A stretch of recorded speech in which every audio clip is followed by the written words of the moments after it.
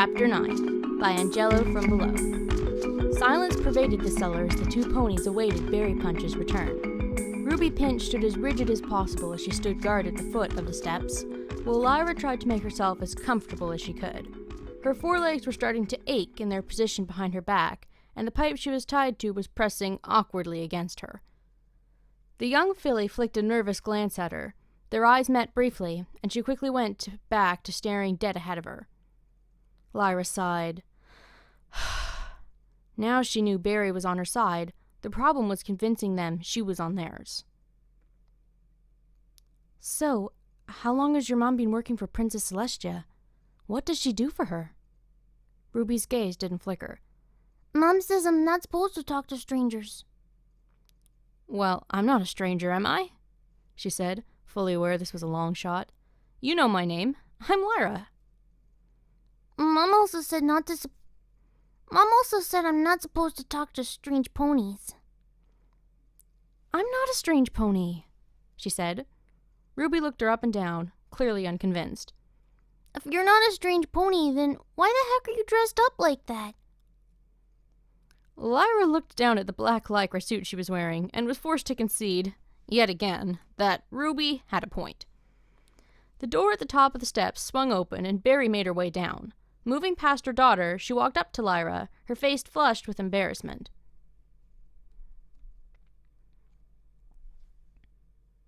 I don't really know what to say, she said, looking at the floor. That was noteworthy about the door. Turns out he and Golden Harvest just had a similar confrontation to the one we had, only they found out that they were working for Celestia before they knocked the snot out of each other.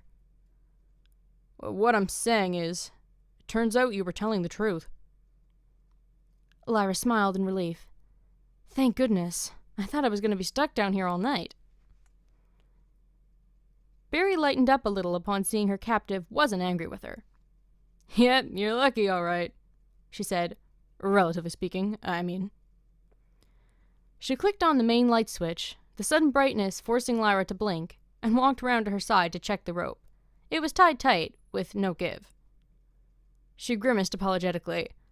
I'm afraid untying you might not be as easy as I hoped. You see, Pinchy used her magic to tie the rope, and I pulled it as tight as I could. Her magic's not going to be strong enough to undo it, and I can't get myself in a good enough position to get to the knot. Ruby Pinch strolled over to see what was going on. So she's working for the princess? Berry nodded. The young filly looked up at Lyra with a dispassionate expression, and then moved her head to take a closer peek at the rope. Suddenly, she leaned forward and bit down hard on it, then tugged and shook her head in an effort to pull it free. No luck. She sat down and pouted for a moment, then sparked up as an idea struck her. I'll go get a knife, she cried, running away and up the stairs. Berry trotted after her a short way, then held her hoof to her mouth and called out, Hold the blade away from you! Away! Lyra squirmed nervously, wary of the fact that the rope was tied tightly against her skin and would not be easy to cut safely. Berry noticed her discomfort. Don't worry about it. We know what we're doing, she said. There was a clatter of hooves as Ruby Pinch trotted down the stairs again, a dangerously sharp-looking carving knife levitating about a foot in front of her. Pinchy, walk, don't run, said Berry, and the filly did as she was told. Lyra's eyes widened as she clenched her teeth as Ruby came closer, ready to cut through her bonds. The green mint-coated unicorn reached out with her magic and took the knife from her. I'll handle it from here, thank you, she said before the filly could protest. She carefully started to pull the knife back and forth against the rope in a sawing motion. I'm really sorry about this, said Berry. I mean, I'm sure you can forgive me, because you'd do the same thing if somebody broke into your house and you had a filly to look after. But still, that looks, really uncomfortable. Lyra paused a while to consider. She had been forced into a squat, her hind legs stretched out in front of her as she sat on her tail. Though most ponies found it strange, this was actually her favorite way to sit. Don't worry, I'm used to this position, she said. And besides, I've always been kind of flexible. Berry couldn't help it. Her dirty mind immediately picked up on an alternate meaning for those words, and she made a noise that was a cross between a snort of laughter and a lascivious smirk. Lyra stopped what she was doing and noticed the look on her face. Oh, what? Seriously? Don't be so childish. Besides, there's a filly present. She closed her eyes and smiled. Pinchy, could you repeat the house rule for our guest? Oh, okay, Ruby said, and then recited. Whenever Mommy goes, that means I shouldn't ask any questions about what just happened. Lyra hesitated, then shrugged and cut through the last strands of the rope. She let out a sigh of relief as she stood up and stretched her aching forelegs. Barry scratched her face, feeling awkward. So, we kinda got off on the wrong hoof, didn't we? How about we reintroduce ourselves? She raised her hoof. I'm Berry Punch. It's good to meet you. Lyra raised her hoof and pressed it against Barry's. I'm Lyra, but everybody else calls me Heartstrings. And I'm Ruby Pinch, cried the filly, standing up on her hind legs so she could partake in the triple hoof bumps. The two mares chuckled, and by any extension from their previous encounter now forgotten. The two mares chuckled, any tension from their previous encounters now forgotten. Lyra moved her head from side to side, trying to ease out the crick in her neck, then looked back at her rather dusty black outfit. I suppose we should get going to see Noteworthy and Carrot Top, she said. I really should be getting out of this thing first, though. Aw, but it looks so good on you, said Barry, giving her a nudge. Lyra and Lycra. Not many mares have the body to pull that one off. Lyra ignored the compliment. I'm not going over there like this. Besides, I'm starting to get a tail cramp. I'll see you upstairs. The other two ponies didn't shift straight away, causing her to frown. Could you guys give me some privacy? I want to get changed. But we're naked anyway. Oh no. But we're naked anyway. Barry's voice trailed off. Okay, fair enough. Come on, Pinchy. The pair of them headed up the steps. All they could hear for the next couple of minutes were Lyra's grunts of exertion as she tried to remove the form-fitting outfit. Barry was about to go down and offer her assistance when the door opened and a flustered unicorn emerged, levitating a black bundle in front of her. She left it there, and the trio went out of the house and into the night. The only light was provided by the stars. It was now past 2 a.m, and almost everybody else in Ponyville was sleeping soundly. Lyra led the way, as she was most familiar with where Carrot Top's house was. Ruby started to fall behind, partly because her shorter legs, but mostly because she was starting to get tired. It was very late, and now the adrenaline had worn off, the events of the day were catching up with her.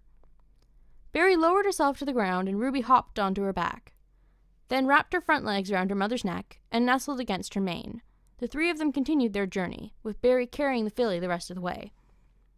Lyra smiled at the sight of them, felt a twinge of regret, then whispered, Barry, I just want to say I'm sorry. Sorry about what I said in the library. Now I've seen the two of you together and how much she dotes on you. It's clear that you're a great mom. Don't worry about it, she said warmly. We both said things we'd rather forget about. They reached Carrot Top's home, which was the only place in Ponyville where the lights were still on. Barry nudged Ruby with her head to rouse her, but the filly just let out an unwilling moan. The Purple Earth pony decided to leave her be and knocked on the door. Carrot Top answered and let them in. Lyra was about to follow, but hesitated when she sensed something on the periphery of her vision. Brow furrowed, she peered into the shadows between a nearby pair of houses. Nothing. No movement. No sign of any pony. She could have sworn she'd seen something. No matter. Probably just some pony's pet. There were a few nocturnal animals in town. Pushing the matter out of her mind, she followed Berry Punch inside. Ruby Pinch became a bit livelier when she met Noi. The two fillies quickly became friends, with Ruby's inquisitive nature helping the Shire pony come out of her shell, and they were soon chatting away. A few feet away from them, the adults were having their own discussion while standing around the kitchen table. Carrot Top had opened a bottle of red wine and poured every pony a glass except for Lyra, who politely declined. I'd say a few introductions are in order, wouldn't you? Said Noteworthy. I'll start. As Carrot Top has already surmised, I'm loosely related to Prince Blueblood, and I grew up in Canterlot. I used my royal connections to help fund my sideline as an inventor. He tapped the metal hands that he had invented, which were resting on the table. Blue Blood himself cast the spell that gives these things the energy to work. They've proved remarkably helpful in improving my ability on the piano, which is my chief talent. My friends call me Blues, because I'm such a skilled player. I really put my soul into it, you see. You should hear me play sometime. I'm sure we could make beautiful music together.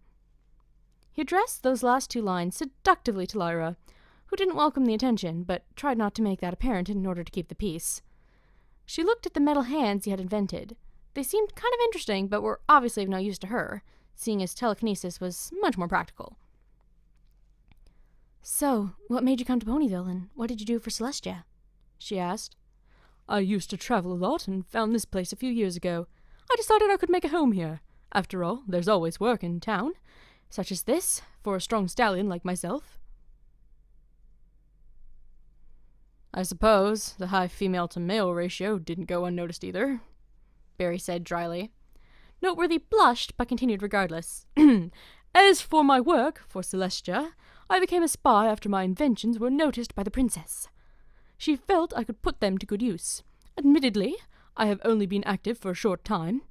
I had already been in Ponyville for a long while when she finally contacted me. She asked me to keep a watch over her student, Twilight Sparkle." Lyra gasped. "That's the same job she gave me! I've been watching over Twilight for years now, though obviously most of that time was in Canterlot. You must have been asked to look out for her during the time I was away." "Away?" said Carrot Top. "You mean you took some time out from being a spy? What did you do?" "Celestia had another mission for me, to prevent Nightmare Moon from becoming too powerful and breaking out of her confinement early," said Lyra. She changed the subject quickly. "I've always wondered who filled in the gap while I was away. I knew she wouldn't leave Twilight unguarded." Noteworthy swept his mane back with his hoof, basking in the attention. "So, what do you do around here? I tend to help in Sweet Apple Acres. In fact, I have a second home near there. It's one of the buildings for the part-time workers, but it's in a lovely spot. Beautiful surroundings, nice and private." "I just do odd jobs. Anything that'll help keep things ticking over," said Lyra. "So you were looking after Twilight, eh? You know, it's strange. I've never seen you around her that much, and she's never mentioned you." "I prefer a hooves-off approach. There are subtler ways to keep tabs on somebody," he said. The three other ponies shared a look, intrigued. Carrot Top was the one who spoke up. "So are you going to tell us your methods, or keep us in suspense?" Noteworthy flinched, but recovered from it well. "I'm afraid not. I have to keep some secrets to stay ahead of the competition," he said with a wink. There was a momentary silence as the three mares processed this information, but it quickly passed. Berry Punch went next. "I'm from Canterlot as well, but I moved out of there as soon as I could. No offense to any pony here, but I couldn't stand all the airs and graces of all the upper-class ponies who live there. Ponyville was far more my scene. The folks here know how to party." "I did visit Canterlot from time to time, and I was surprised to find out my name was being mentioned in some of the higher social circles. I was friendly with the palace guards, you see, and he suggested I get in touch with his bosses. I was skeptical at first, but when I found out about the spy biz, I thought it made sense. After all, I know just about every pony, and I wanted to do my bit for my country, sense of duty and all that." She held her hoof against her chest in a mock solemn pose. "I was quite active for a while, keeping watch on Ponyville and the surrounding area, but then Pinchy came along."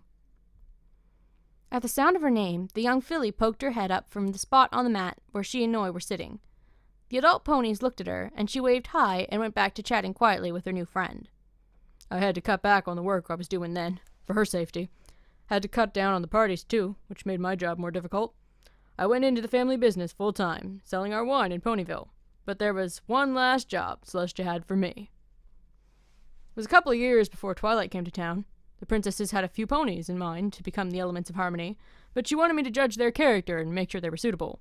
I reported my findings to her. She came to her own conclusions and then put her 5 choices in charge of organizing the Summer Sun celebration, knowing Twilight would have to talk to them that way. I've been keeping an eye on the 5 of them ever since. She chuckled. You know, it's funny. I actually had you marked down as my choice for the element of generosity, Carrot Top. Celestia obviously decided to keep you on as a spy. Oh my, she replied. Imagine that. Mind you, I don't fancy having to go and fight Nightmare Moon, or any other superpowered villain who rears their head. Dealing with the Everfree Forest was quite enough. Were there any other choices that Celestia disagreed with you on? Not really, though I had my doubts about Fluttershy being up to the job, and I wondered whether Applejack would be too busy on the farm to be available all the time. I had Derpyhooves and Bonbon pegged as possible backups, though I guess they were both unsuitable, for whatever reason. Said Lyra. Derpy could certainly be a dangerous weapon if you pointed her in the right direction, though Bonbon can be a little too bluntly honest, if you know what I mean. Carrot Top sniffed haughtily. I do. She's incredibly rude, and never has a nice word to say about any pony. Ah, she's not so bad. Once you get used to her mannerisms, she can be good company, said Lyra.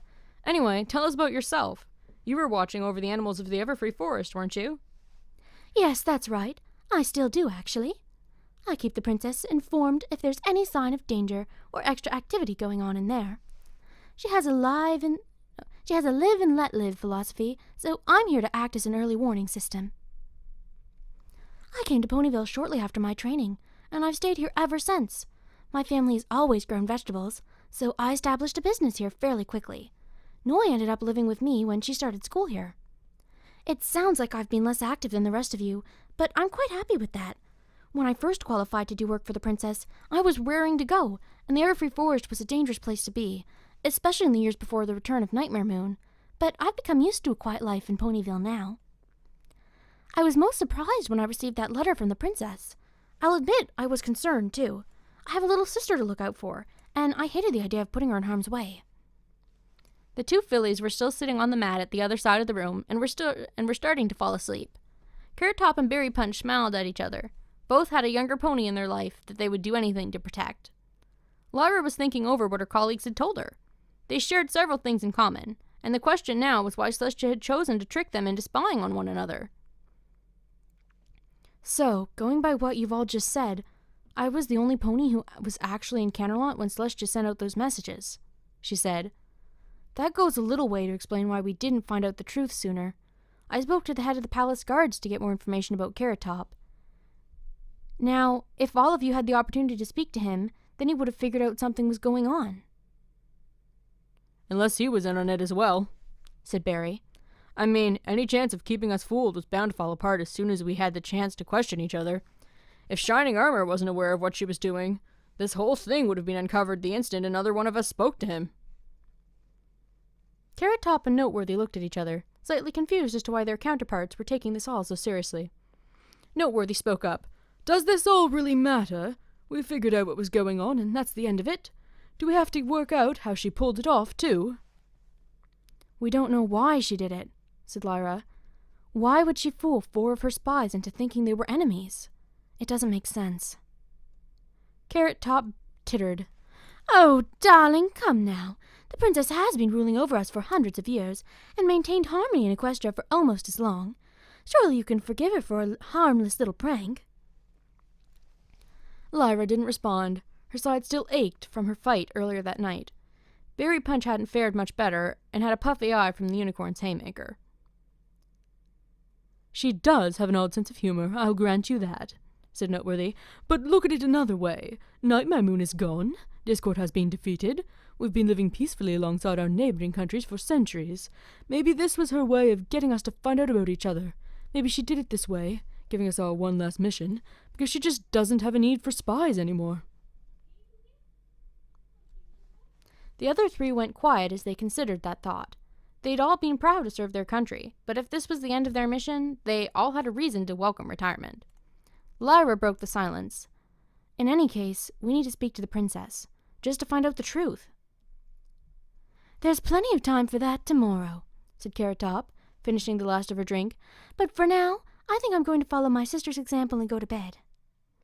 She indicated towards the 2 fillies, who were lying next to each other, fast asleep. "Aw, that's so cute," said Lyra, moving away from the table to take a closer look. Barry walked up beside her, looking fondly at her daughter. She chuckled. They grow up so fast. I remember the days when I used to wake up next to some pony I just met last night. She nudged Lyra, a devilish smirk on her face. Of course, I'm not totally past those days yet. Unicorn looked shocked for a moment, then broke into laughter. Oh, honestly, Barry, you're incorrigible. The purple pony smiled, then turned to Carrot Top. Have you got any blankets? I haven't got the heart to wake her, but I'm not leaving her without any bedding. She nodded, and the pair of them went upstairs. Lyra wandered back to the table, where Noteworthy was still standing. She yawned. It's probably time for me to go to bed as well. It's been a busy night. Surely you're not going to go without a nightcap, he replied, pouring another glass of wine for himself and filling up Carrot Top's glass, which he pushed towards Lyra. No, that's all right, she said, shaking her head. I want to keep my head straight for when we talk to Celestia, and I'm not a big drinker anyway. I don't know why you and Miss Punch are so concerned about the princess. I, for one, think we should thank her. After all, we would have never found out about each other if not for her. The green mint-coated unicorn looked down at her glass, then back at the stallion, slightly perturbed. He smiled nonchalantly. We've both been doing the same job for some time. I'm sure we've got lots of stories to share, and we'll have plenty of time to talk now. Berry Punch came walking down the stairs with a blanket, which had a couple of pillows wrapped up in it, balanced on her back. She shared a glance with Lyra and noticed the worried look in her eyes, then headed straight over to the fillies to tuck them in. Lyra, meanwhile, had noticed the twinkle in Noteworthy's eye and was starting to feel uncomfortable. The thought of receiving romantic attention from any pony was an anathema to her. Noteworthy moved around the table to get closer to her. I'm sure you remember the first time we spoke. You said if things fell through between me and Carrot Top, you'd be interested in a date. Lyra attempted to smile, trying to ignore the pricking feeling on her forehead. She used her magic to raise up her wine glass, then accidentally, but on purpose, spilled a small amount on the table. Oh, no, how clumsy of me, she said agitatedly. Butterhorn, I really should get a cloth to clear that up. She shot an anxious look in Barry's direction before heading to the kitchen. The Earth Pony had finished taking care of the fillies, carefully placing a pillow under each of their heads, and was ready to come in to the rescue. She rolled over to Noteworthy and nudged him gently in the side. I think you might be wasting your time with that one, she whispered. What do you mean? He asked absently. He was watching Lyra, who was taking her time in finding a cloth and pretending she couldn't hear their conversation. How do I put this gently? Barry said, paying lip service to the notion of tact. She's not interested in stallions. His eyes widened as the realization hit him. Lyra also had difficulty hiding her surprise, though she didn't say anything.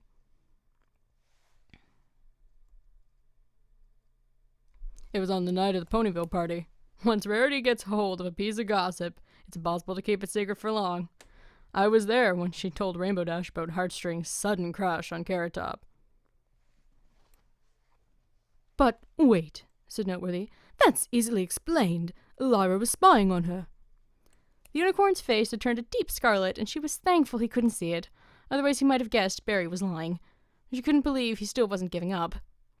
Barry said, That's true, but why do you think the rumor seems so plausible to every pony? They all had their suspicions already, and this just confirmed it. He thought it over, then slowly nodded his head, finally convinced. Lyra decided it was safe and went back to the table, a cloth levitating in front of her. Noteworthy coughed to gain her attention. His tone was apologetic. Lyra, Miss Punch here has informed me of your, orientation. I'm sorry if I made you feel uncomfortable just now. Oh, no bother, the unicorn replied, hurriedly cleaning up the spill so she could leave as soon as possible. She waited for the stallion to avert his attention, then mouthed the words, Thank you, to Barry.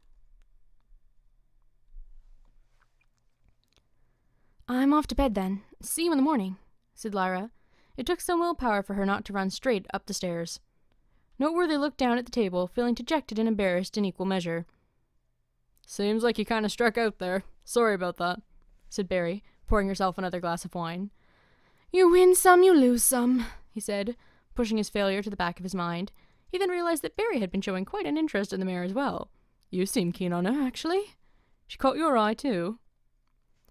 She looked up the stairs Lyra had climbed up just a few moments ago, a sly smile on her face. She's an attractive mare. Now I know we're on the same side, so to speak. There's nothing to stop me putting the moves on her. She turned to Noteworthy and leaned forward. What about Carrot Top, though? Do you like her? Well, yes, she's certainly easy on the eye, he said, grimacing a little. But I fear that ship has sailed. I've already laid all my cards on the table, so I have nothing else left to impress her with. Barry frowned. If you don't mind me asking, what have your past partners been like? Who do you tend to go for? I wouldn't say I really have a type, though there's one type that always seems to go for me, of course. Attractive, but not much beneath the surface. Every mare I end up with is just so shallow. It's great in the beginning, but then I realize again that she's not really interested in me. She just wants a handsome stallion to show off to every pony. I think I know what your trouble is, she said, swirling the wine round in her glass. You don't take the time to get to know any pony before you come on to them. Like just now. You wouldn't have made that mistake with Lyra if you'd just been given it a bit of time. You seem to be looking for a long-term partner rather than just a fling, and there's no need to rush when it comes to something like that. He took a swig from his own glass. What about you and Lyra? What do you want to happen there? She shrugged. Haven't decided if I want anything to happen just yet, but I'm certainly interested. If nothing comes of it, it's no big deal. That's something else you could stand to learn. It's not all or nothing. A mare can change your mind.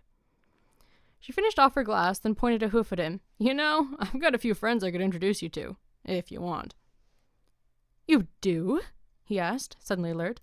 Who are they? Are they good-looking? Barry pulled her head back in surprise, then let out a disappointed snort. Noteworthy, come on, she said disapprovingly. You just said a few minutes ago that you don't like shallow ponies. Don't act like one yourself. He looked away briefly, suitably chastised. Sorry. Would you believe me if I blamed it on the wine? Not unless you got another few glasses, don't you? She said, setting her empty glass on the table. She wandered over to the kitchen, found another bottle, and cracked it open. Come on, the night's young. Noteworthy raised up a foreleg, uncertain. It must be near 4 a.m. now. Are you sure we should? She'd already poured a couple of glasses. It's not like we have anything important to do tomorrow, is it? The case of the Quartet of Spies is closed. All that's left is to report to Celestia. Besides, I can tell you more about these mares I have in mind for you. That was all the encouragement he needed. I suppose it would be ungentlecourtly of me to leave you to finish this bottle by yourself. I'll drink to that, replied Barry, and they chinked their glasses together in a toast. To new friends and new romances.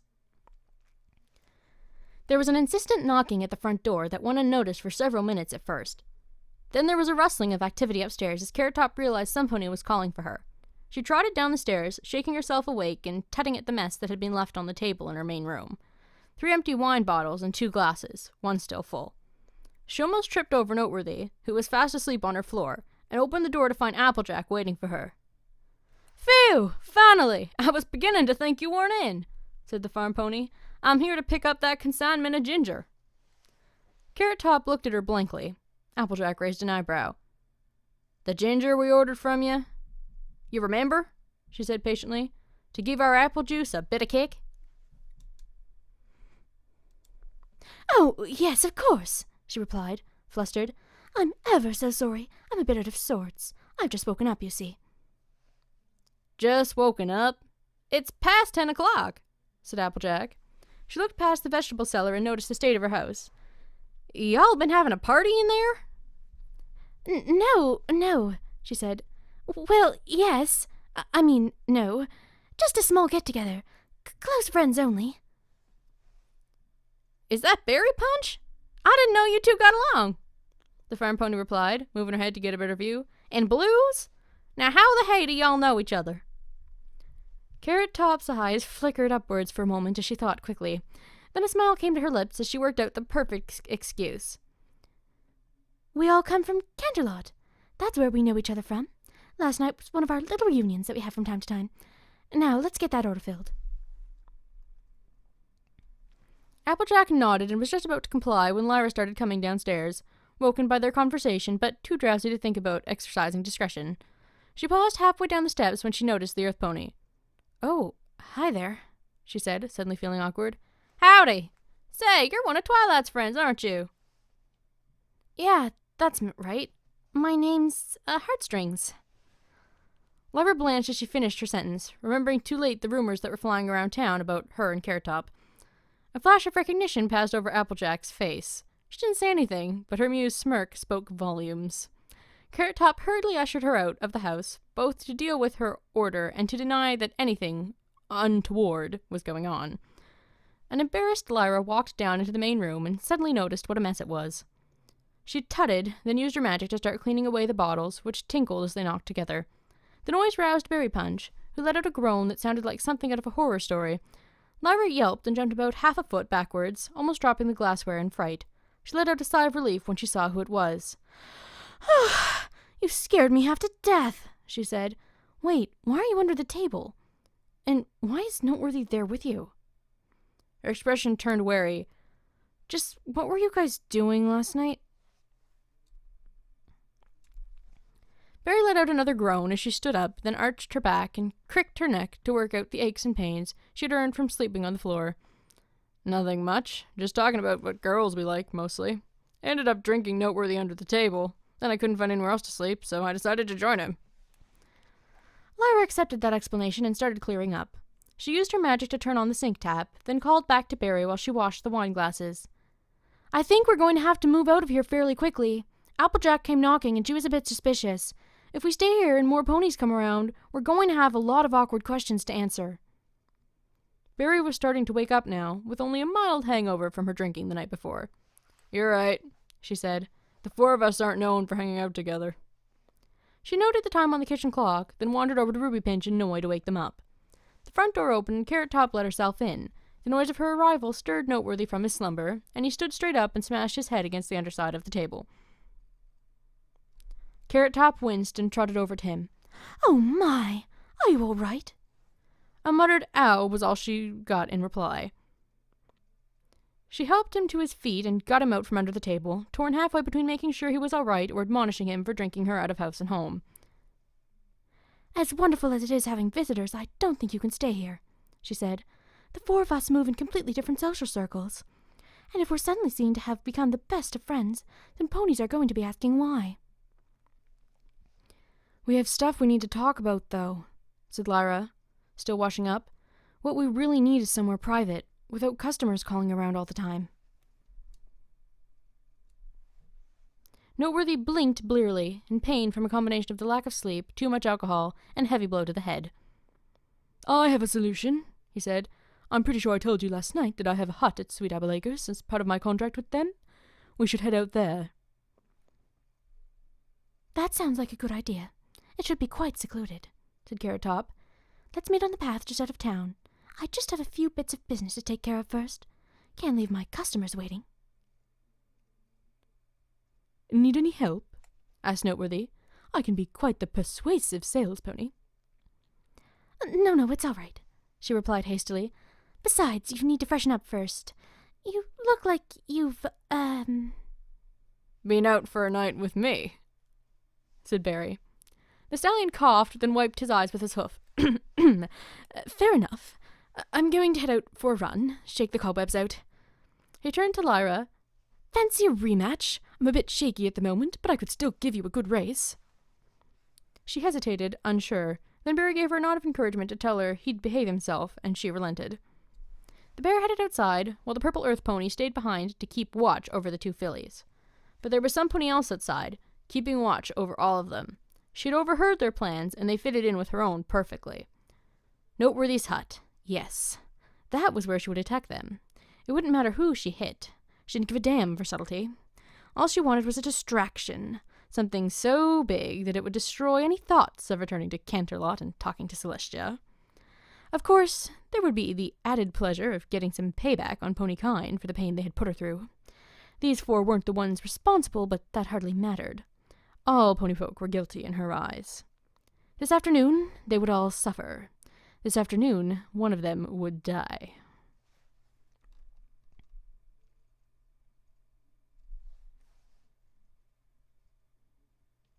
Hey, who won? Berry called out, with Carrot Top and the two fillies beside her. Noteworthy trudged sullenly towards them, while Lyra had a significant spring in her step. "I did," she said with a smile, "and by quite a way this time." "Yes, yes, well done," he said. "I told you I was shaky before we set off. You should have given me a head start." Don't be grumpy, Noteworthy," said Barry teasingly. "You shouldn't be so hard on yourself. Lyra's younger than you, after all. You should be pleased you could even keep up." He pointedly ignored her, while Lyra's grin grew even wider. Then he saw Carrot Top smiling sympathetically at him, and his mood brightened. "Follow me," he said, leading them away from the path and along the large fence that enclosed Sweet Apple Acres farm. "The workers' huts aren't far from here." Carrot Top fell in step beside him, leaving Lyra and Berry Punch to take up the rear. The two fillies, both full of energy, spent most of their time somewhere in the middle, sometimes catching up to the ponies in front, other times getting distracted by something and falling behind. "So, Lyra," said Barry, "what are your plans after we've spoken to Celestia? Got anything in mind?" Back to what I was doing before she set me on with Carrot Top, hopefully,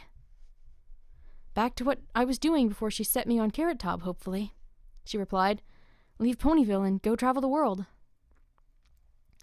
Barry stopped in her tracks, forcing Lyra to halt as well. "Wait, you're leaving?"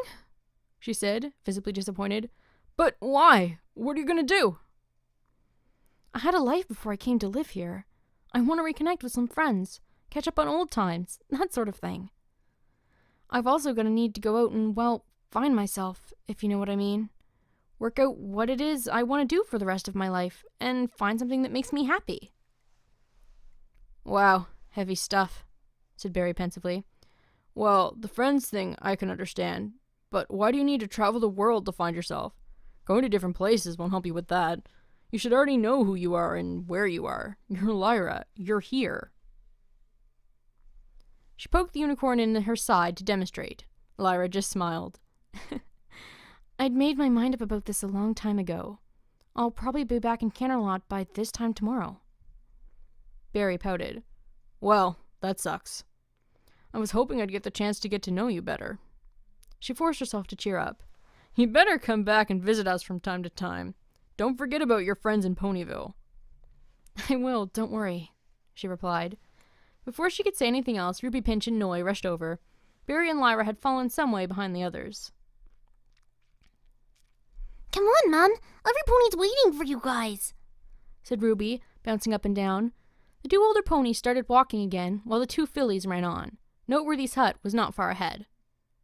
"Come on, Noi. I'll race you there," cried Ruby, picking up her pace. The two young ponies galloped straight past Noteworthy and Carrot Top, with Ruby just ahead. Race won, she waited outside the hut's front door for the adults to reach them. "Excitable little fillies, aren't they?" said Noteworthy with a smile. "I'll go let them in. You wait here for the other two." Carrot Top nodded, and he trotted towards the two youngsters, who were arguing about whether Ruby had cheated. It was only by chance that Noteworthy noticed something out of the ordinary. Whether it was a flicker of movement in the periphery of his vision or an unconscious instinct on his part, the thought suddenly struck him that something was not right. He looked up, and then several things happened in the space of a couple of seconds. First, something large and heavy was falling out of the sky. He couldn't make out what it was because he didn't have time to. He could see where it was headed. Noteworthy didn't hesitate. Heart pounding, he leapt forward and pushed the two fillies as hard as he could, sending them sprawling backwards and out of danger, but he didn't have time to get himself out of the way. With an explosion of splinters and sawdust, the falling object reached the ground and shattered on his back. The noise was as loud as it was unexpected, momentarily shattering the peace of the countryside. The silence that followed was unearthly. Spyra Part 9, Author's Notes. From the perspective of Bon Bon. "Too long. Didn't read. I assume nothing important happened."